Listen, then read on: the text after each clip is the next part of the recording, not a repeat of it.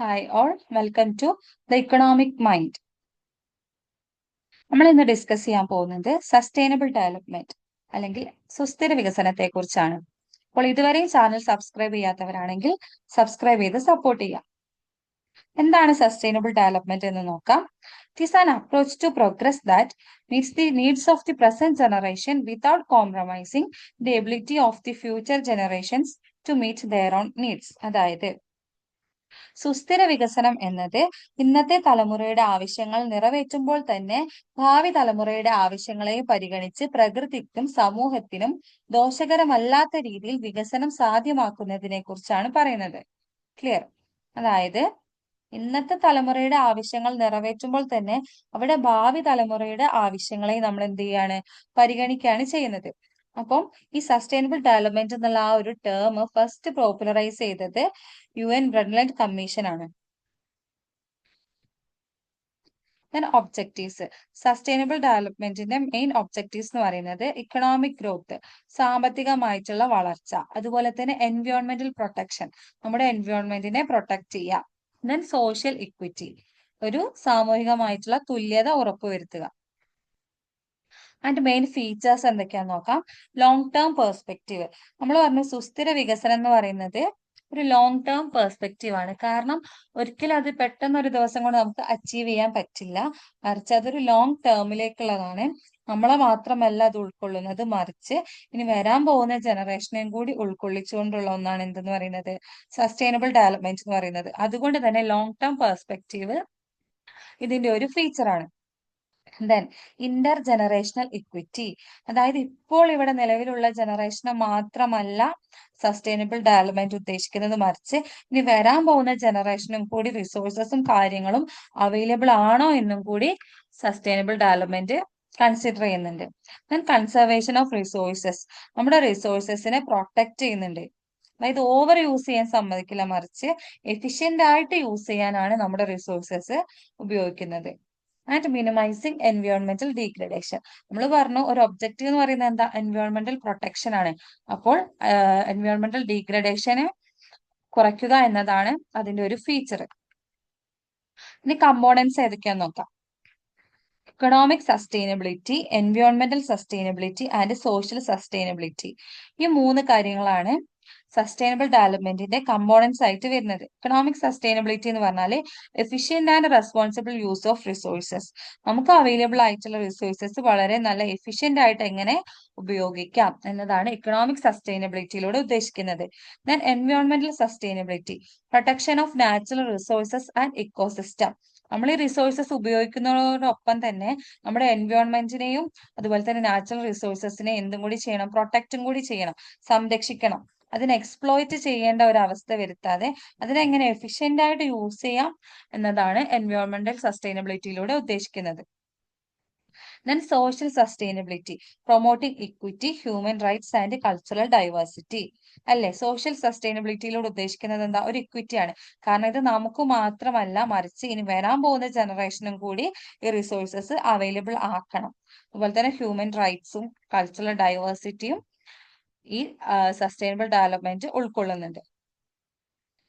Strategies ഏതൊക്കെയാന്ന് നോക്കാം. Use of renewable energy, conservation of water, forest and minerals, pollution control, recycling and waste management, sustainable agriculture and farming, population control measures, എൻവയോൺമെന്റൽ education and awareness. Strategies എന്ന് പറയുന്നത് സ്ട്രാറ്റജീസിൽ ഒരു spelling mistake ഉണ്ട്. അപ്പം ഏതൊക്കെയാണ് strategies എന്ന് നോക്കാം. Use of renewable energy, renewable energy ആയിട്ടുള്ള വിൻഡ് പോലുള്ള എനർജി ഇല്ലേ, അങ്ങനത്തെ സംഭവങ്ങള് മാക്സിമം യൂസ് ചെയ്യുക. And conservation of water, forest and minerals, അതുപോലെ തന്നെ പൊല്യൂഷൻ കൺട്രോൾ ചെയ്യുക. നമുക്കറിയാം ഈ പൊല്യൂഷൻ ഉണ്ടായി തന്നെ നമ്മൾ സസ്റ്റൈനബിൾ ഡെവലപ്മെന്റിനെ കാര്യമായിട്ട് ബാധിക്കും. കാരണം എൻവയോൺമെന്റൽ പ്രൊട്ടക്ഷൻ ആണ് സസ്റ്റൈനബിൾ ഡെവലപ്മെന്റിന്റെ ഒരു മെയിൻ ഒബ്ജക്റ്റീവ് എന്ന് പറയുന്നത്. സോ പൊല്യൂഷൻ കൺട്രോൾ ചെയ്യുക, recycling and waste management and sustainable agriculture and farming, അതായത് ഒരു തരത്തിൽ ഓർഗാനിക് ഫാമിങ്ങിനെയാണ് സസ്റ്റൈനബിൾ ഡെവലപ്മെന്റ് പ്രൊമോട്ട് ചെയ്യുന്നത്. കെമിക്കൽസ് ഒന്നും അധികം യൂസ് ചെയ്യാതെ ഓർഗാനിക് രീതിയിൽ പരമ്പരാഗതമായ രീതിയിലുള്ള ഫാമിംഗ് ആണ് സസ്റ്റൈനബിൾ ഡെവലപ്മെന്റ് പ്രൊമോട്ട് ചെയ്യുന്നത്. അതിന്റെ population control measures, population control ചെയ്യുക. കാരണം ഓവർ പോപ്പുലേഷൻ ആയി കഴിഞ്ഞാൽ അത് നമ്മുടെ റിസോഴ്സസിനെ എക്സ്പ്ലോയിറ്റ് ചെയ്യാനുള്ള ഒരു സാധ്യത വർദ്ധിപ്പിക്കും. അതിന്റെ എൻവയോൺമെന്റൽ എഡ്യൂക്കേഷൻ ആൻഡ് അവയർനെസ്, എൻവയോൺമെന്റിനെ പ്രൊട്ടക്ട് ചെയ്യേണ്ടതിന്റെ ആവശ്യകതയെയും ഇമ്പോർട്ടൻസിനെയും കുറിച്ചുള്ള എഡ്യൂക്കേഷനും അതുപോലെ തന്നെ അവയർനെസ്സും നൽകുന്നതും ഈ സസ്റ്റൈനബിൾ ഡെവലപ്മെന്റിന്റെ ഒരു സ്ട്രാറ്റജിയാണ്.